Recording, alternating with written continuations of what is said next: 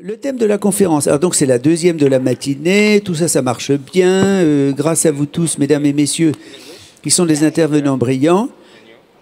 La question du jour, comme on disait autrefois, n'est-ce pas, la question du jour, après avoir traité ce matin si bien des outils, la question du jour, des outils qui nous permettent d'intégrer la RSE, l'environnement durable, ces exigences de transparence, c'est la fabriquer à la commande, est-il l'avenir du retail ? Le fabriquer à la commande numérique, l'avenir du retail. Donc plein de questions sous un même thème. Pour en discuter, 3 personnes sont avec nous, 4 personnes sont avec nous. Renske Menon, Trade Agency Move. Donc vous parlez en anglais, je crois. You speak in English. So you can speak in English and the translation is made. Océane Brière, Lolo Paris, Fabienne Indré du CETI, qui nous est fidèle et qui connaît bien toutes ces questions et qui va nous aider à les exposer, et Sharon Moore, n'est-ce pas, Aram Labs.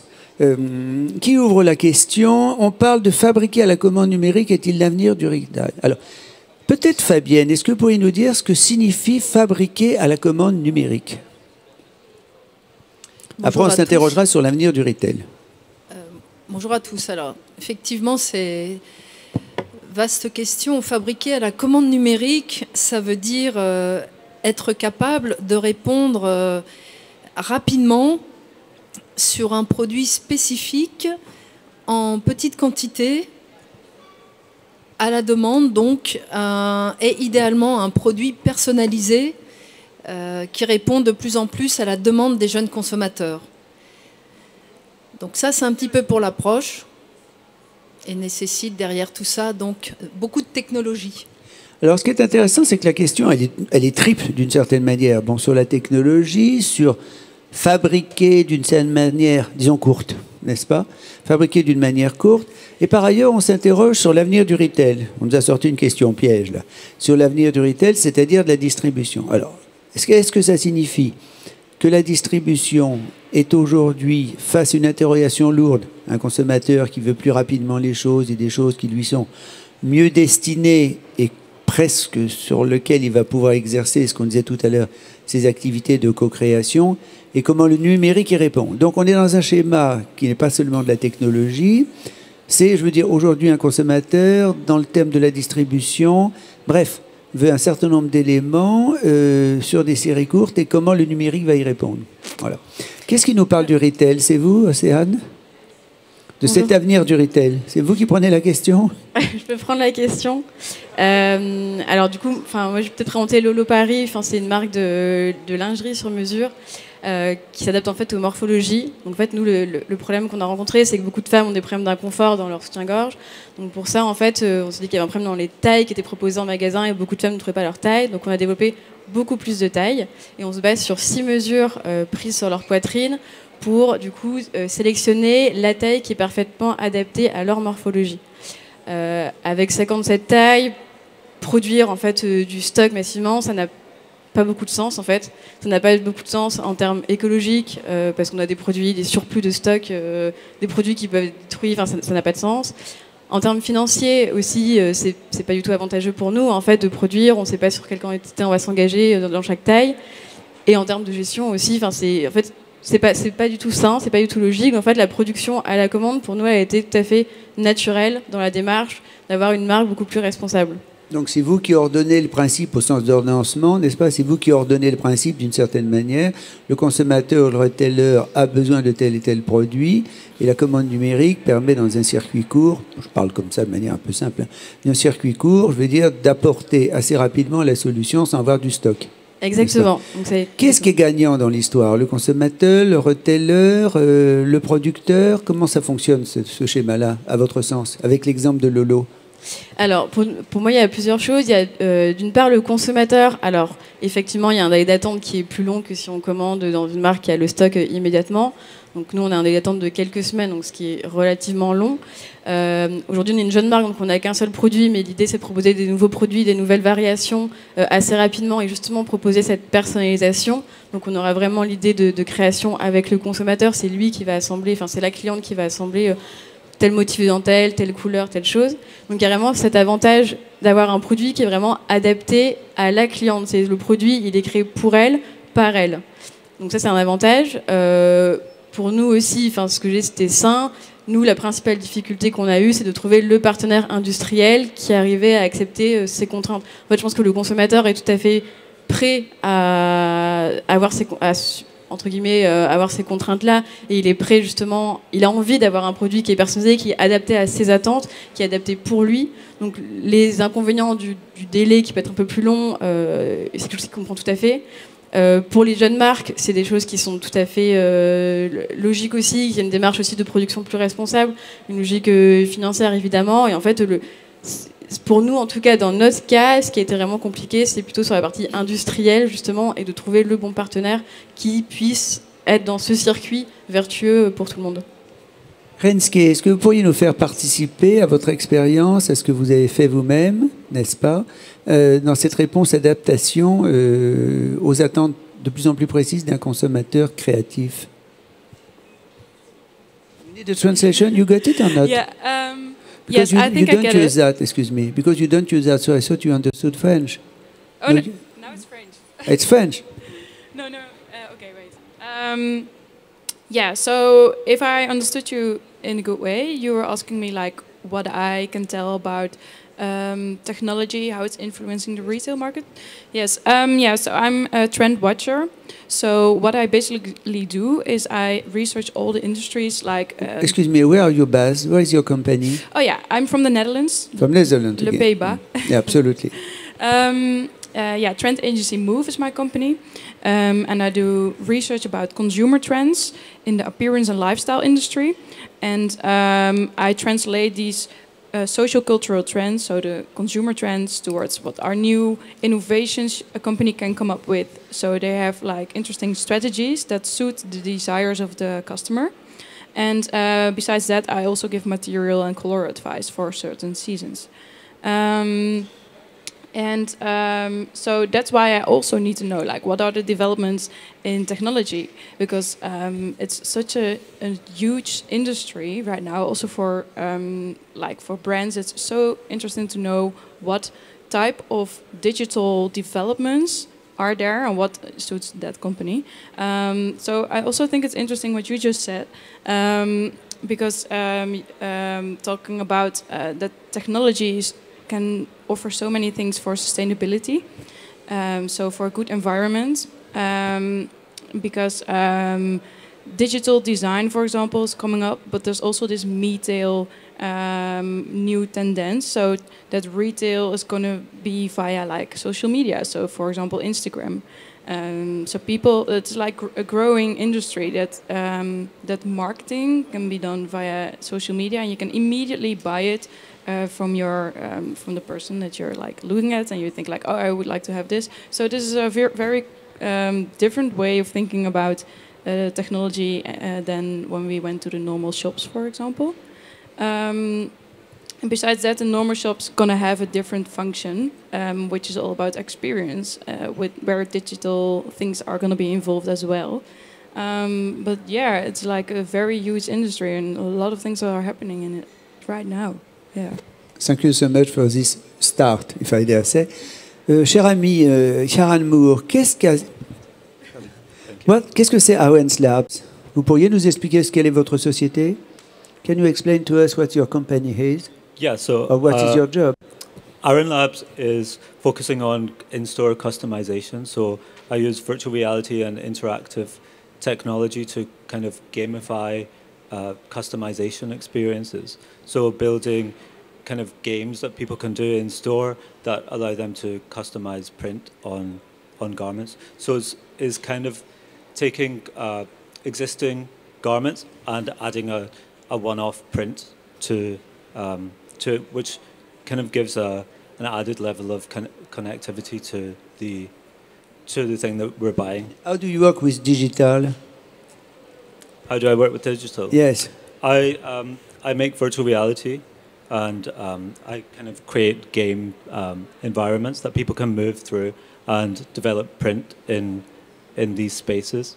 So you can try it over here in my booth, but Where it's is here, it? just this one right here. Absolutely. Yeah. So it's kind of I about don't know that, but it's for the other people. yeah. So it's kind of about creating one-off images just using the virtual reality spaces that I have built. Pardon. Écoutant Karan, effectivement, la technologie ou la digitalisation au niveau du retail, et quand on entend retail, donc il y a l'aspect les distributeurs et il y a l'aspect marque plus jeune, plus petite. L'aspect, il y a plusieurs aspects. La digitalisation, on la trouve à plusieurs niveaux. Au niveau donc de toute l'expérience client. Donc c'est un peu ce que vous expliquiez, c'est ce qu'explique Karan. En fait, c'est la digitalisation que l'on trouve au niveau d'un magasin avec la réalité virtuelle. Qui effectivement, comme il explique, est plutôt un aspect un peu gaming, parce qu'actuellement, il y a plutôt l'objectif, c'est de rapprocher le consommateur et la marque, et de créer en fait une forme de fidélisation. L'objectif, c'est de mieux se connaître. Parce que voilà, ce qui est important actuellement pour les retailers, quelle que soit la taille de l'entreprise, c'est de maîtriser, c'est de comprendre son client. C'est de se rapprocher pour pouvoir je veux dire, voilà, offrir le bon produit. Et c'est ce que recherchent actuellement les personnes, même les entreprises avec lesquelles on travaille, c'est-à-dire toutes les marques françaises qui ont besoin d'avoir le bon produit et qui disent, quelle que soit la technologie, il ne faut surtout pas perdre, que l'objectif, c'est de connaître son client. Parce que c'est de cette façon qu'on va pouvoir lui offrir le meilleur produit, le plus juste, au bon moment, au bon prix. Donc ça se passe avec plusieurs outils, dont la réalité virtuelle, dont la réalité augmentée, qui sont également des technologies qu'on utilise au CETI. Donc c'est ce qu'on appelle également toute la captation données clients. Et ça fait partie des nouvelles technos très importantes. Voilà, tout ce qui est lié à l'intelligence artificielle également. On en parlait tout à l'heure, la table ronde précédente, effectivement, avec l'importance l'Internet des objets. De comprendre quelles sont les données, n'est-ce pas, et voilà, de graduer la qualité les analyser. Voilà, quelles sont les données, comment analyser les données, quelles sont les données les plus qualitatives. C'est un point très important. Voilà, comment sur lequel on réutilise en amont. Voilà, les algorithmes, pardon. Effectivement, dans les algorithmes, on parle également de nouveaux métiers comme les data scientists, avec de dire, ce sont des métiers qui sont. Il n'y a pas de formation pour devenir data scientist, et ces personnes-là sont à la base plutôt des informaticiens, et c'est comment combiner avec des créatifs. Ils arrivent à analyser correctement les bases pour faire les bons plans de collection et offrir un produit le plus juste. L'objectif pour effectivement de la digitalisation actuellement au niveau des entreprises, c'est de créer moins de stocks. Parce que c'est ça, comme vous l'avez expliqué tout à l'heure, c'est ça qui pénalise actuellement le mauvais coût et surtout le surstock. C'est ça, le surstock, effectivement, c'est un poids pour l'entreprise. Voilà, et un poids pour la planète. Voilà, donc une autre façon de voir le calcul de marge, qui a été pendant des années, on a basé le calcul de marge sur les volumes, alors qu'actuellement, c'est plutôt de dire comment on travaille mieux, comment les fabricants, les façonniers se posent la vraie question, qui est de dire, on veut bien sûr travailler sur les petites séries, et aidez-nous par la technologie à avoir une rentabilité en faisant de la petite série. Et tout ça, c'est nouveau. Donc en répondant aux consommateurs, et alors justement chez Lolo Paris, la réponse aux consommateurs, vous disiez tout à l'heure, le délai d'attente est relativement long. Oui. Le consommateur l'accepte ? Alors oui, nous en fait, je pense qu'il y a l'aspect aussi de co-création entre les consommateurs et la marque qui est très attendu. Donc d'une part pour la marque, c'est hyper important de connaître sa clientèle, ses consommateurs. Et je pense qu'il y a aussi un aspect, le consommateur a envie en fait de participer à la création du produit. Donc ça rejoint aussi le côté personnalisation. Donc c'est quelque chose qui est hyper important. En fait, des deux côtés en fait se retrouvent tout à fait sur ce côté co-création. Qui est vraiment très important. Et alors du coup, j'ai oublié votre question qui était sur le... Moi aussi j'ai oublié ma question. Non, c'est parce que je réfléchissais à ce que vous disiez à la seconde sur co-création. On en parlait à la table ronde précédente, citant le travail que l'Air 3 Lab avait fait l'année dernière. Oui, comment on arrivait à connaître... Exactement. Alors nous, en fait, pour justement sur les délais d'attente, en fait, on passe par beaucoup de questionnaires avec nos clients, donc sur les réseaux sociaux, sur Instagram, sur notre site.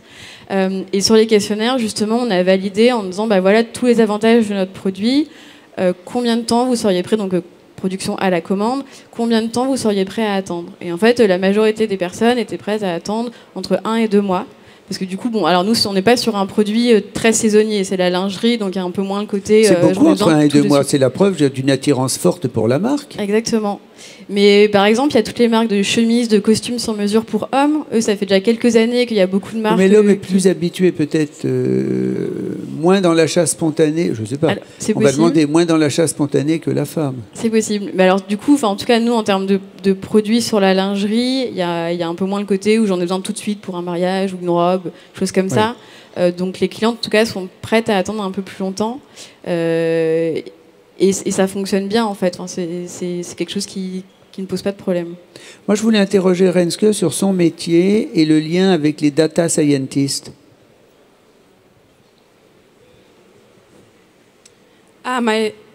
My link with it. Yes.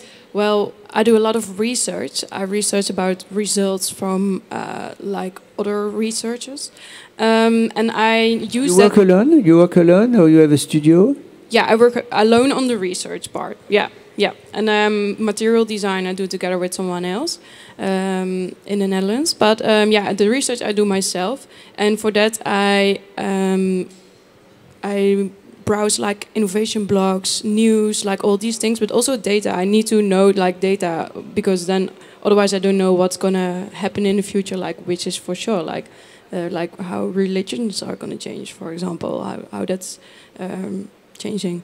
But maybe it's also interesting. I was thinking about the question like, do people want to wait? That what we were just discussing, and I think it's a response to the fast fashion industry as well, because then so many people can buy it like immediately. It's like nothing special anymore, and like this changing trend that people want to have something unique, and then that's why they want to wait longer for it, because then it's such a special thing for that certain customer. So that's why I see that as like a growing tendency, and why I think it's not a problem that people should wait a little longer for that. What are the most growing tendencies for you? Related to the digital world, what intrigues me a lot is the technological, like the digital world where we're going to live in, and that we're going to wear digital clothes, and that is going to be like a very big thing. There was a roundtable before with Gary Murphy here at TextWorld. I had a podcast interview with his co-founder, Amber J. Sloten, and she was also talking about like how in the future that we are going to wear digital clothes, and that's such a huge industry. It's going to be such a huge industry, and that's super important to be aware of as a fashion brand, because we have like our alter egos living out there in a digital world. Like right now, we're looking through a screen, and that's how we are in the digital world. But it's gonna get much closer to our eyes, and like then it's gonna be interesting that we're gonna. We can choose what we're gonna wear. Like what Amber said, we can maybe choose that we are gonna be like a waterfall for the whole day, and it's not even literal garments anymore. So it's gonna be such a creative area that we're gonna live in, and I think that's a very interesting part for the fashion industry. It's fascinating too, thank you. Justement, quelles questions on vous pose ici dans le schéma de l'industrie, puisque c'est le schéma de l'industrie de la mode, quelles questions on vous pose, pour répondre à madame bien sûr, mais quelles sont les questions qu'on vous pose, Fabienne, sur le stand du CETI? Quelles sont les problématiques qu'on évoque avec vous? La problématique principale actuellement est plutôt liée à l'éco-conception et la recyclabilité des produits, et effectivement l'importance du développement durable. Et au CETI, c'est vrai qu'on a cette double approche. Plus que la série courte. Plus que la série courte pour l'instant, parce qu'ici, en fait, ça reste un salon où il y a quand même beaucoup de créatifs, beaucoup de marques qui sont à la recherche de nouvelles matières. Et là, ce que nous, on apporte au CETI, c'est vrai que c'est le complément au niveau du prototypage, où on dit un produit. Justement, on peut aussi utiliser la digitalisation pour travailler au niveau de la matière. Donc c'est comment également ces nouveaux outils vont permettre de créer avant de produire, et donc créer des matières, créer des formes, le style, donc avec les conceptions 3D qu'on connaît un petit peu plus, mais qui sont en train d'interpeller les marques, un petit peu peut-être comme vous êtes en train de faire au niveau de la lingerie. C'est comment la digitalisation permet de décider visuellement, d'être à l'aise voilà, avant de lancer du prototypage physique, et donc de gagner du coût et du temps. Et c'est là où la digitalisation a toute sa force actuellement et commence à faire du sens au sein des marques et même au niveau des créatifs et des modélistes. Mais il y a beaucoup Mais c'est vrai que tous les d'accompagnement à faire et de compréhension. Et pour répondre également, ça me fait rebondir sur la matière, parce que je trouve que c'est intéressant effectivement de dire tiens, la digitalisation peut nous apprendre à visualiser quel type de matière immatérielle on pourrait porter. En même temps, il faut savoir que c'est toute la force de notre industrie, c'est-à-dire que la matière reste quand même centrale dans tout le process de toute façon de développement d'une offre. Et qu'est-ce qui fait rêver les personnes et qu'est-ce qui crée notre propre ADN? C'est effectivement le type de matière que l'on va porter, avec pour objectif qu'elle soit responsable. Donc l'objectif effectivement de l'industrie textile, c'est d'associer la technologie et la responsabilité environnementale. Les deux maintenant sont indissociables. On parle toujours des deux piliers économiques au sein des boîtes de prêt-à-porter des jeunes marques en fait. Oui, toute la mode en général aujourd'hui et la distribution bien évidemment dans le même courant, dans le même mouvement. Quels sont vos clients, Kiaran? Quels sont vos clients à vous? So I think my main customers are young people who... Like that, please, the microphone, please. Sorry? Just in order to under... Okay, yeah. So Generation Z, young people who are more inclined to think about the environment and the environmental impact of the fashion companies that they buy from. Also people who are striving for things that are unique. And that kind of takes it back to this idea of like customization and the working with digital and working with digital technology to kind of create these one-off pieces is the goal for my company. How many people are working with you inside your company? I work alone. I work with freelance programmers as well. You have a net around you of designers? Freelance designers, yeah. So yes. Programmers and textile designers and fashion designers. That's to say, how many people are working with you, around you? Maybe when you about decide to launch a new project? Yeah, about 5 people I work with to do a new project. But it might take like a month or so to like develop a whole new virtual reality or game experience. Et vous travaillez avec combien de personnes? Alors là, une équipe de 4 personnes, mais après, oui. on travaille avec beaucoup de partenaires, donc justement pour le développement des produits, pour toute la partie site internet et justement personnalisation, choses comme ça. Donc, Et vous avez trouvé facilement des façonniers pour répondre à toutes ces préoccupations identifiées, personnalisées de la cliente? Non, ça a été très compliqué. Compliqué parce que manquaient les machines, le volume n'était pas suffisant. Parce que je pense que la production à la commande leur faisait peur. En tout cas, dans la corsetterie, en tout cas, il y a assez peu d'acteurs. Donc je pense que c'est oui. Dans le principe prêt-à-porter, ça commence à se développer un peu plus. Corsetterie, oui. Pas du tout. Et donc nous, quand on venait avec notre projet pour leur expliquer, en fait, eux, ils le voyaient comme du prototypage, les coûts associés au prototypage. Enfin, c'est quelque chose qui n'est pas du tout viable pour nous. Et donc finalement, on a réussi à trouver un partenaire industriel, mais qui en fait est un petit atelier qui n'a pas forcément encore toutes les méthodes justement digitales, numériques qu'on peut imaginer d'une grande usine. Je pense qu'il y a beaucoup de choses à faire. Ce qui est intéressant, c'est qu'il y a des acteurs évidemment comme Lectra qui font énormément de R&D en fait en ce sens, et les outils en fait sont déjà prêts, existants, et en fait c'est simplement que forcément c'est des coûts qui sont très importants pour eux. Aujourd'hui, c'est souvent les petits acteurs qui font bouger parce qu'ils sont en marche. Souvent, mais je veux dire, on va dire qu'on est trop petit en fait pour les industriels, qui du coup veulent pas prendre ce risque financier d'investir avec tous les outils qui peuvent être proposés par Lectra. Tant qu'il n'y aura pas un gros acteur du prêt-à-porter, de la corsetterie, qui pourra assurer en fait l'industriel d'avoir ces quantités, je pense que ça va prendre un peu de temps en fait de changer les mentalités côté industriel. Mais les grands... Pardon. Excusez-moi. Faites bien, en fait, pour moi, la mentalité, effectivement, n'est pas à changer que côté industriel. Parce que, comme je disais tout à l'heure, ils sont prêts à changer. Ils sont prêts à bouger, me semble-t-il. Parce que ce sont des entreprises qui sont capables d'investir, qui savent ce que c'est que l'investissement. Ce qui, effectivement, fait peur, c'est plutôt gérer les quantités. C'est comment on adapte des petites quantités. Et effectivement, première question, c'est quel va être mon retour sur investissement. Donc, c'est là où, en fait... en tout cas des sociétés comme, des associations comme le CETI, effectivement en partenariat avec Lectra entre autres, nous travaillons sur cette approche pour aider les entreprises à basculer et effectivement à faire ce calcul de coût de revient. Et effectivement, c'est au niveau des marques également et des distributeurs.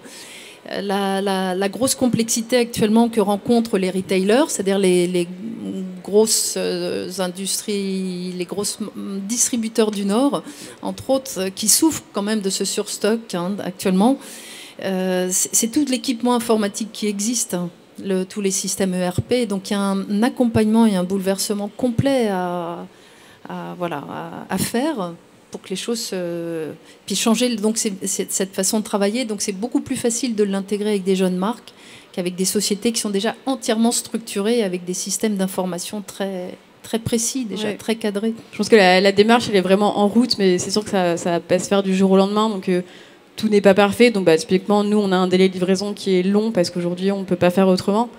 C'est sûr que demain, du coup, si tout est intégré et beaucoup plus digitalisé et qu'on a des outils vraiment intégrés au niveau de toute la chaîne, on pourra aller beaucoup plus vite, c'est certain. Donc c'est une plateforme qu'on est en train de mettre en place. Yes, Yaran. Yeah, so I think the main goal for digital made to order is to reduce waste, and the way you're speaking about it is reducing waste in terms of kind of prediction of what people will be buying. Is that do I understand that correctly? I think sorry in English, but en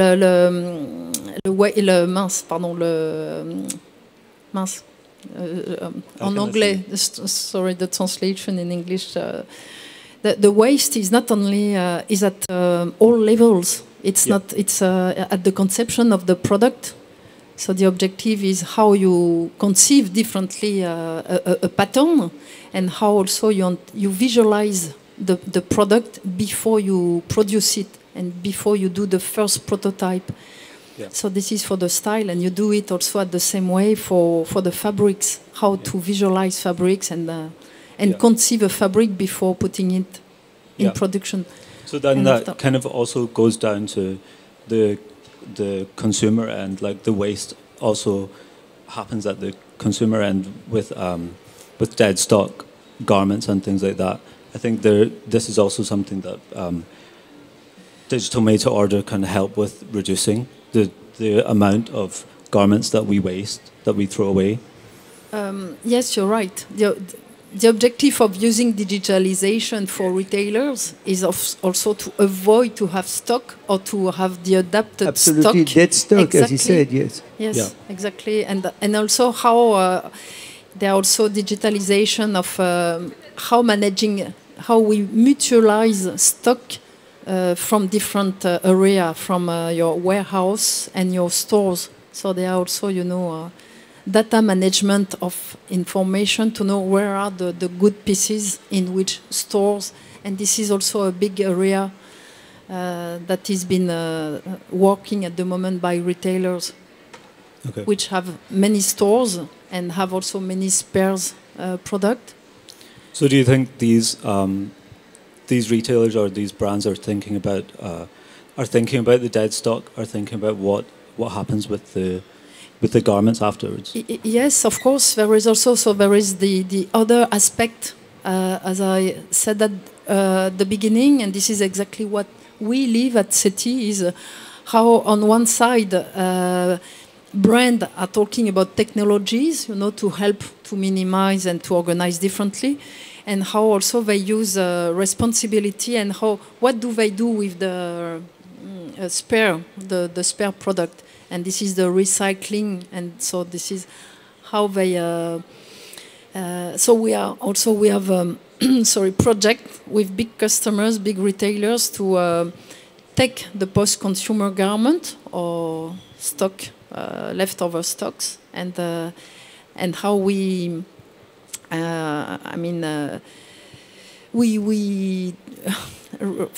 Sorry, I don't find the word in English. We reproduce a thread. We are able, to recreate a thread, to recreate a garment in another, in a second step. Like a So whole there new, are a both. whole new So retailers at the moment are looking at two pillars: Yeah. sustainability and digitalization. Good. It's nice to hear. Justement, on parlait de recyclage à la seconde, n'est-ce pas, de recyclage. Est-ce que ce n'est pas aussi quelque chose dans lequel la distribution peut avoir un poids important? Qu'est-ce qui peut prendre cette question du recyclage, du rôle des retailers dans le recyclage? Parce que c'est eux qui sont en principe en lien avec le consommateur.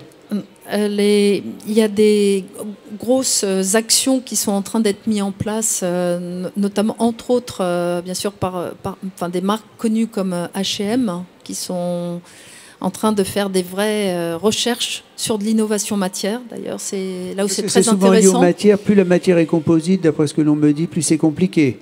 Moins on a de facilité pour, voilà, comment ça s'appelle, quand on fait du recyclage, en fait, on est obligé de séparer les fibres, les en fait, filochages les composants. et ce genre de choses. Oui. Donc voilà, refaire séparation des matières. C'est la oui. séparation actuellement qui est complexe. Donc c'est pour ça qu'au CETI, on a choisi l'option de travailler sur le 100% coton, qui est extrêmement difficile à recréer un fil à partir d'une fibre courte. Parce que les filochages, la fibre est courte, c'est ça. Il faut reconstituer une fibre longue, c'est ça. Voilà, il faut reconstituer une fibre longue pour en refaire un fil. Donc ça, c'est un des aspects. Et on travaille actuellement. Donc ça, on est sur le recyclage qu'on appelle mécanique, et on est en train de travailler sur le recyclage chimique, qui est un autre aspect, parce qu'il y a beaucoup de polyester également et de matières composites dans l'industrie. Donc c'est une nouvelle approche, une nouvelle technique qu'on est en train également de mettre en expérimentation au CETI pour répondre à la demande des retailers, aussi bien en accessoires, en vêtements qu'en accessoires textiles. What about the recycling for you? It's a trend, very strong trend? Sustainability. Recycling and sustainability.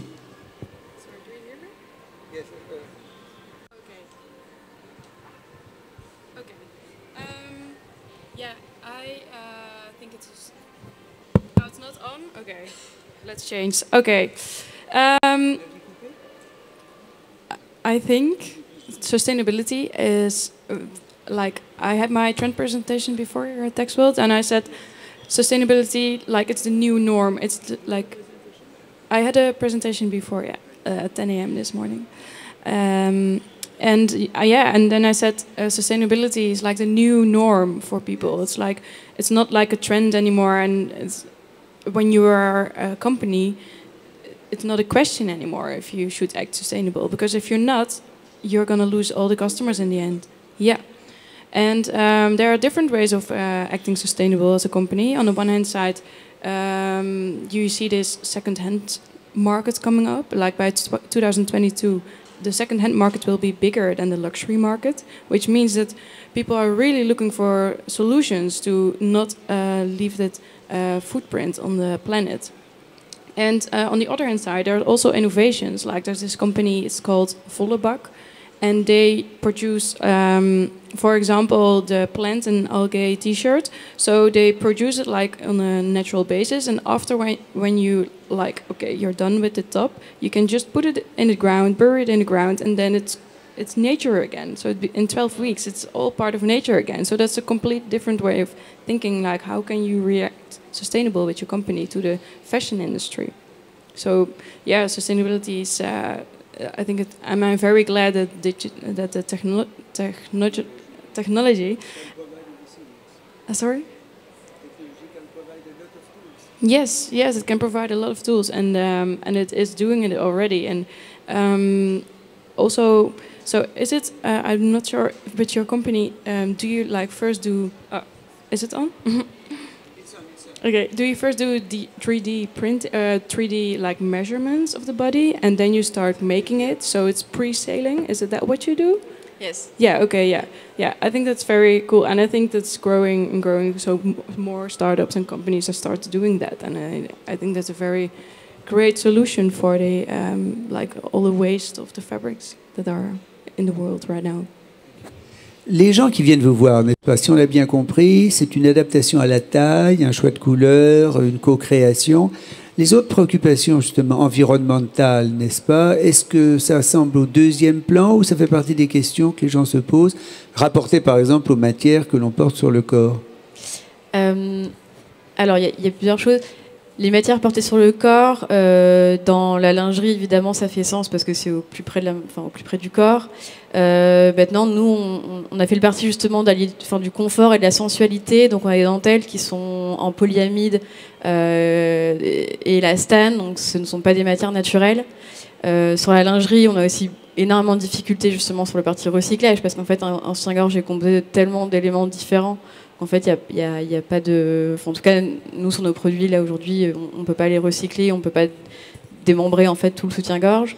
Nous, on a fait le choix d'utiliser, justement, pour essayer de réduire cette empreinte-là, d'utiliser des fournisseurs, de sourcer des pays proches, donc France, Italie, Espagne, et notamment d'utiliser des dentelles qui sont tissées en fibres recyclées. Donc ça, en fait, c'est des dentelles, des chutes textiles en production, qui sont remis à l'état de fibre et ensuite donc mécaniquement et ensuite qui sont retissés dans un nouveau motif de dentelle et nous on va utiliser cette dentelle. Ensuite de la part des consommateurs. Ça c'est un élément intéressant. Le consommateur il est sensible à ce genre de choses. Oui, il est sensible. De déchets revalorisés si je puis dire, ou de matière recyclée. Oui, il est sensible. Oui. Parce qu'on avait fait une opération de tissage de charlieu, voyez-vous, sur la lisière, c'est-à-dire quand on tisse quelque chose, on coupe la lisière, n'est-ce pas? Et cette lisière, on la brûlait, il y avait un coup pour la brûler, et ils ont retissé ce déchet. Et c'est vrai que c'est un élément qui avait beaucoup intéressé et les designers et les consommateurs. Parce que ce qui est vrai, c'est quand on dit juste dentelle recyclée, parfois il peut y avoir un petit rejet de la part du consommateur qui peut penser que c'est une dentelle qui a déjà été utilisée, on va remettre au plus près de sa peau. Et en fait, quand on explique, en fait, non, c'est des chutes textiles qui sont remis à état de fibre, qui sont retissées dans une toute nouvelle dentelle. En fait, là, c'est très bien perçu en fait de la part des consommateurs. C'est amusant, c'est toujours les informations dont on parle à toutes les tables rondes, n'est-ce pas? C'est effectivement les mots recyclés. On a l'impression que c'est voilà, c'est pas la seconde life, puisqu'on dit seconde life parfois, mais c'est un produit tout de suite dévalorisé. Voilà. Alors, ce qui est intéressant, c'est de montrer effectivement, bon, on s'éloigne peut-être du sujet, mais tous les sujets se recoupent, comment le déchet a en lui-même une valeur, n'est-ce pas? C'est cette notion de valeur du déchet que je trouve intéressante parce que elle se peut voir dans l'alimentaire, elle peut se voir dans le traitement des plastiques et là, on touche le comportemental, mais on est dans le comportemental aussi, puisqu'on parle aux consommateurs. Mais je pense que ce sont des éléments également très importants. Oui, exactement. Donc, nous, aujourd'hui, on l'a fait sur la dentelle. Après, on réfléchit sur d'autres matières. Je pense que sur la lingerie, c'est compliqué, parce qu'il y a vraiment beaucoup d'éléments. Typiquement sur les élastiques, aujourd'hui, des élastiques recyclés. Il y a très peu d'acteurs, c'est vraiment le début. Parce que tout ce qui est élastane, c'est difficilement recyclable, non? C'est pas recyclable actuellement. C'est ni dégradable, ni biodégradable, effectivement. Donc il y a des recherches, effectivement, pour trouver un fil extensible, on dira, mais dans une matière synthétique. Donc c'est en cours. Sur la lingerie, je pense qu'il y a encore s'il y a un gros pourcentage de lycra ou de spandex ou de type de fil actuellement extensible, et il n'est pas recyclable. On ne peut pas refaire du fil avec plus de 4% de fil extensible dans une matière vierge. Oui, donc pardon, vous avez interrompu, vous disiez que vous étiez en train de réfléchir sur d'autres matériaux et pas simplement le recyclage on se renseigne auprès des différents fournisseurs, mais c'est vrai que c'est pas encore des matières qui sont vraiment proposées parce qu'il y a encore beaucoup de recherches à faire. Mais bon, je pense que c'est très propre aussi à la corsetterie et la lingerie qui demandent des matières particulières. Je pense que dans le milieu du prêt-à-porter, il y a beaucoup plus de matières naturelles, c'est plus simple. Là, pour revenir sur des aspects liés aussi la matière à la digitalisation, c'est effectivement cette approche, ce besoin maintenant de faire à la demande, donc de faire du produit à la demande, de faire du tissage à la demande. Actuellement également, au CETI, on va s'équiper d'une machine où on peut faire donc du fil à la demande couleur. Donc au niveau de digitalisation, l'objectif effectivement, c'est de pouvoir imprimer les choses de façon le plus juste possible pour éviter tout surcoût et toute matière inutile. Et ce qui est intéressant parce que je trouve qu'il y a un point qui est à souligner, c'est quand. Oui, pardon. Et pardon, Gilles, juste pour rebondir en disant pour les marques. C'est comment, au niveau de l'innovation, donc la digitalisation a effectivement tout ce bénéfice de pousser l'innovation et la recherche. Et c'est ça qui est passionnant actuellement, et pour être au service de la création produit, et donc quand même du look.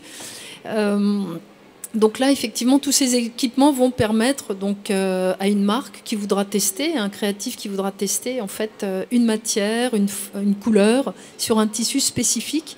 Et donc, il y a des machines qui sont en train d'être créées avec digital, voilà, et qui vont pouvoir permettre de visualiser des thèmes avant de les produire. Sur des types de matières spécifiques. Sur différents types de matières. Il peut y avoir matière naturelle et matière synthétique. Mais c'est tout nouveau, hein. Tout ça c'est en train de se mettre en place. Tout ça c'est tout nouveau, mais on voit bien tester au voilà. City. On voit bien le champ très large qui s'ouvre, n'est-ce pas, de possibilités. Pour parler avec des mots extrêmement simples, et veuillez me pardonner, mais c'est vrai que j'ai l'impression qu'effectivement il y a un coût, forcément, n'est-ce pas, sur toutes ces recherches, mais peut-être que ce coût est parfaitement équilibré par la fin du gaspillage. Est-ce qu'on peut faire cette corrélation économique un peu rapide? Il y a cet aspect-là. Il y a aussi, dans la gestion des coûts, il y a quelque chose de très intéressant avec la digitalisation. Donc, c'est ce qu'on appelle également les data, toutes les données qui sont gérées dans le cloud. Et la notion de coût également se gère différemment. Parce que l'information, pareil, on va la chercher à la demande. Revenez là-dessus, hein, soulignons effectivement la notion de coût. Voilà.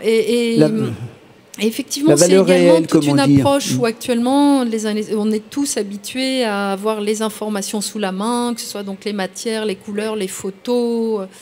Et là, il y a une nouvelle façon de faire qu'on appelle donc le cloud. C'est comment on va chercher l'information dans un univers plus virtuel à la demande et qui est beaucoup moins coûteux également en termes d'équipement. Et ça rejoint aussi l'écologie parce que en fait, ces équipements dans le SaaS évite d'avoir du matériel physique et évite en fait d'avoir des gros poids d'informations qui viennent charger les ordinateurs et viennent faire chauffer voilà, tous nos outils.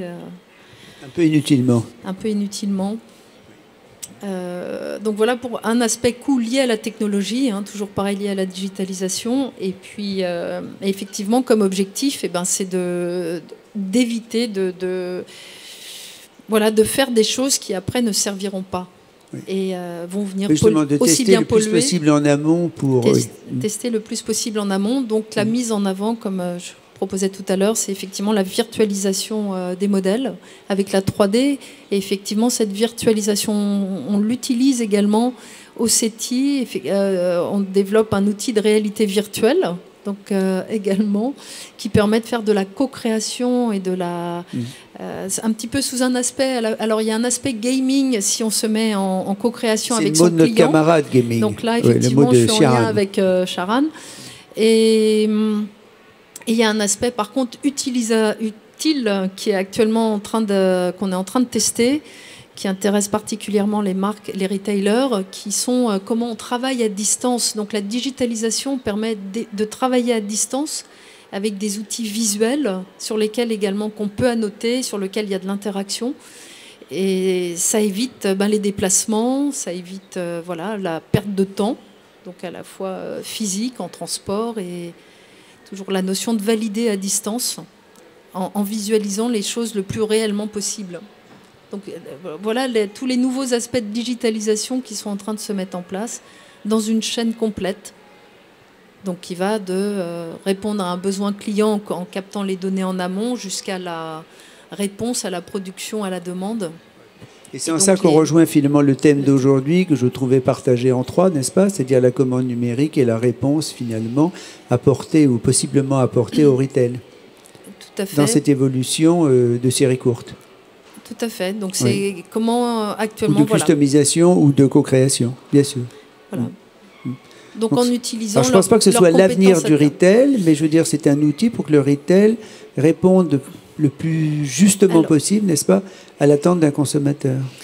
L'avenir du retail, il est dans l'utilisation, peut-être partiellement, c'est-à-dire la mise en place au fur et à mesure des différentes briques de digitalisation, avec dans un process de développement produit, ce qui est important actuellement, on part d'un aspect marketing, mais il y a un aspect design, matière, forme, un aspect développement produit. visualisation jusqu'à la partie mise en production donc des produits et comment on gère, on disait au niveau des façonniers, comment on aide les façonniers à s'équiper.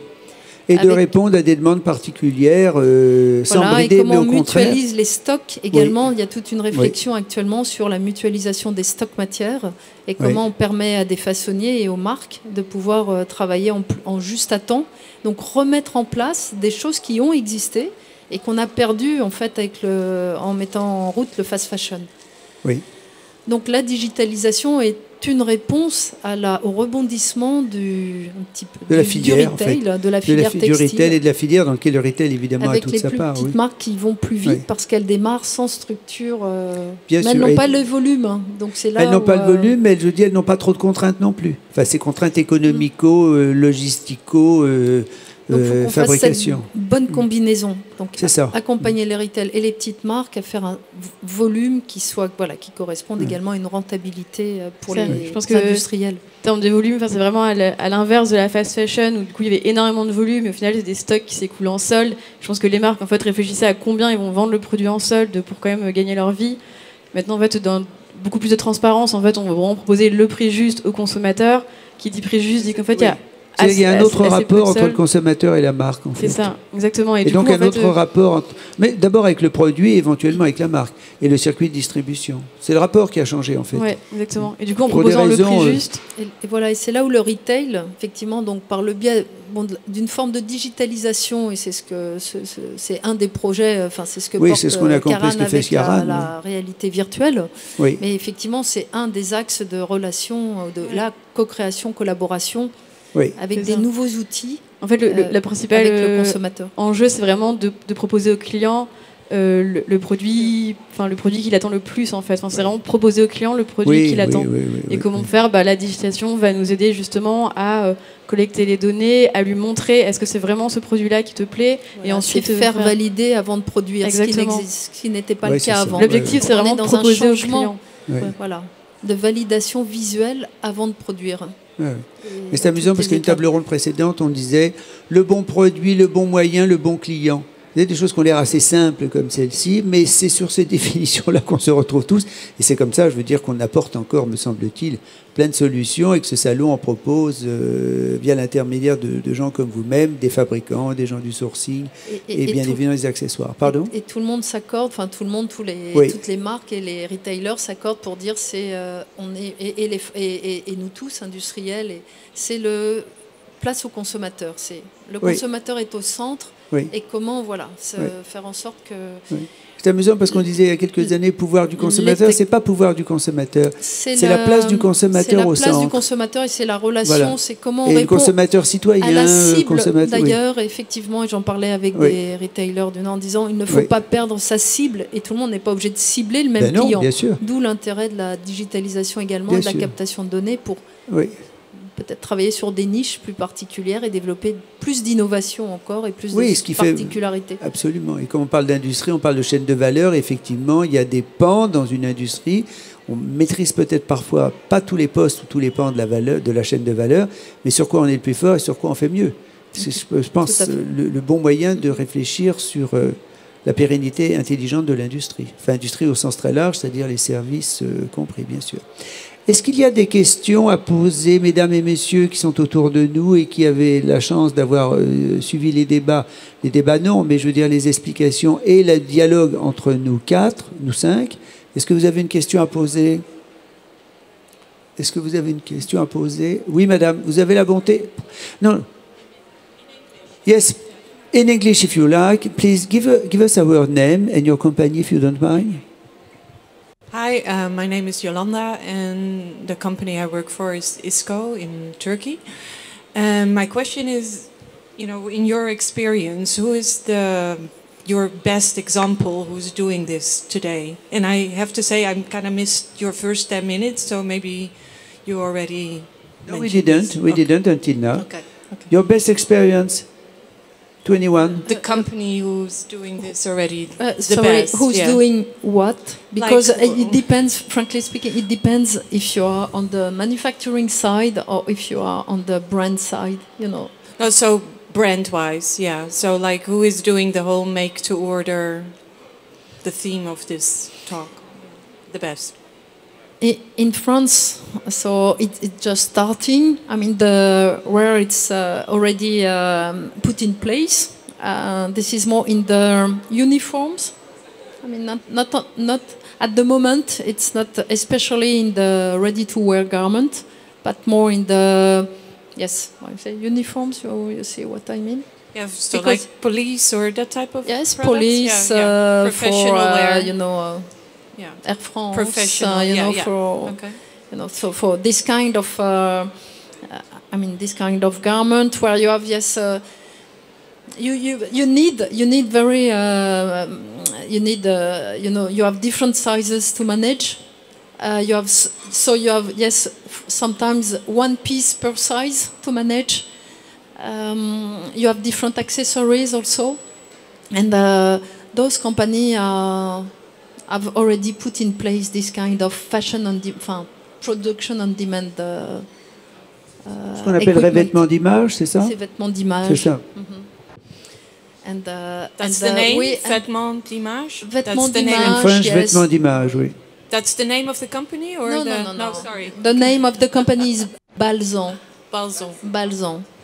Balsan in France. It could be a good idea that to give this company Balsan the name vêtements d'image. I think it could be nice. Yes. Qu'est-ce que c'est le meilleur exemple pour vous? What's the best example of your clients, ou bien la relation De marques qui... de marque ou de relation avec vos clients ou de type de client? Qu'est-ce qui vous semble le plus fort dans votre expérience? Pour répondre à Madame.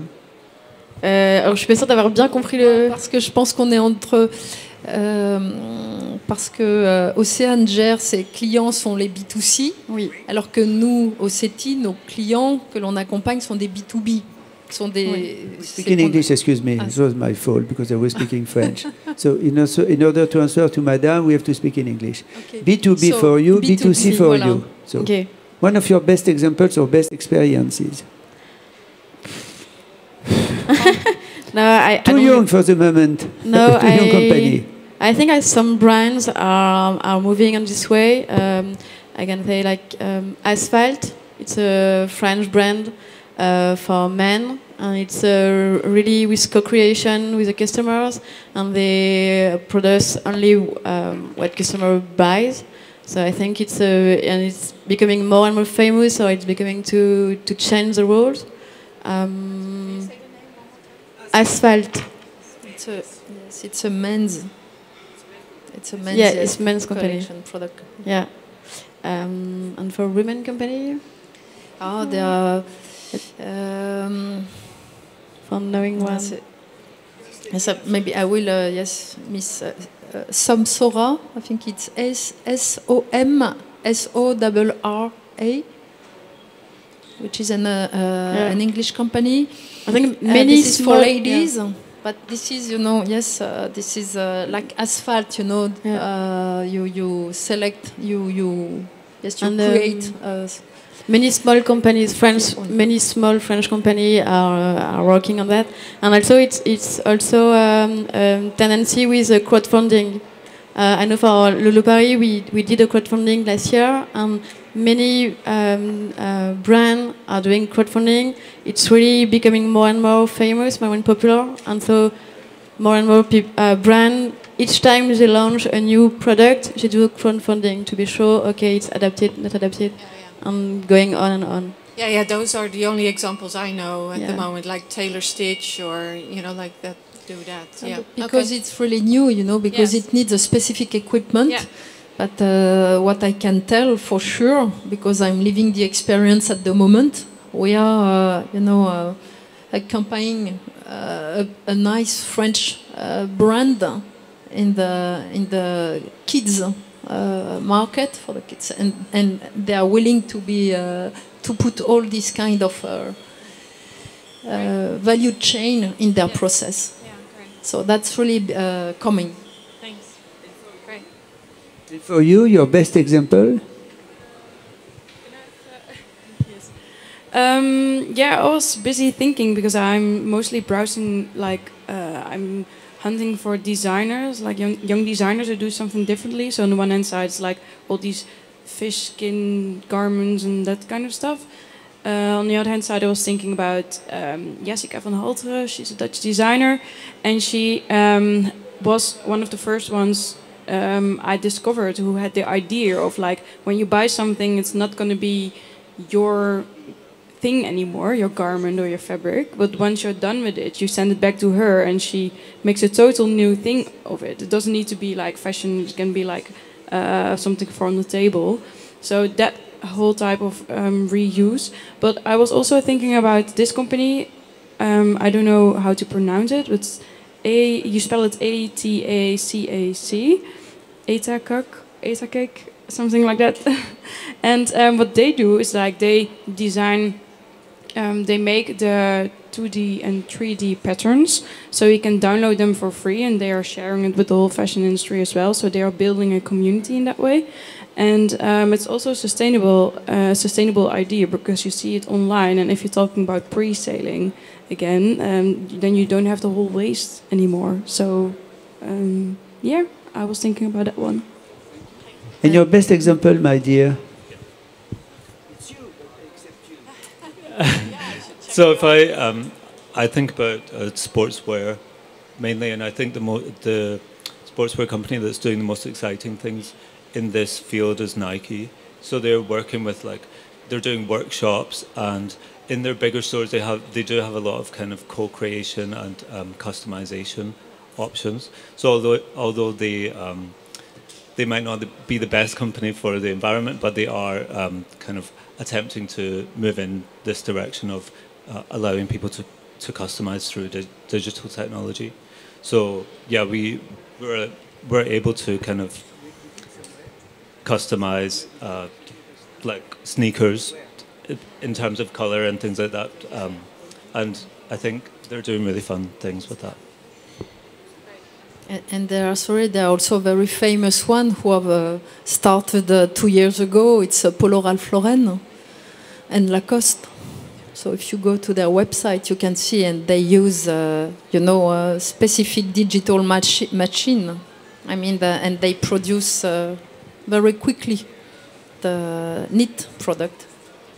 Vous voyez donc, madame, you can see many information Merci. on this platform. We are very pleased to welcome you. Excuse me. Very pleased to welcome you here. Welcome to. Il faut visiter le stand, n'est-ce pas, de notre camarade. You have to visit his stand just over there. Your stand too, and the hall too, if I do well remember.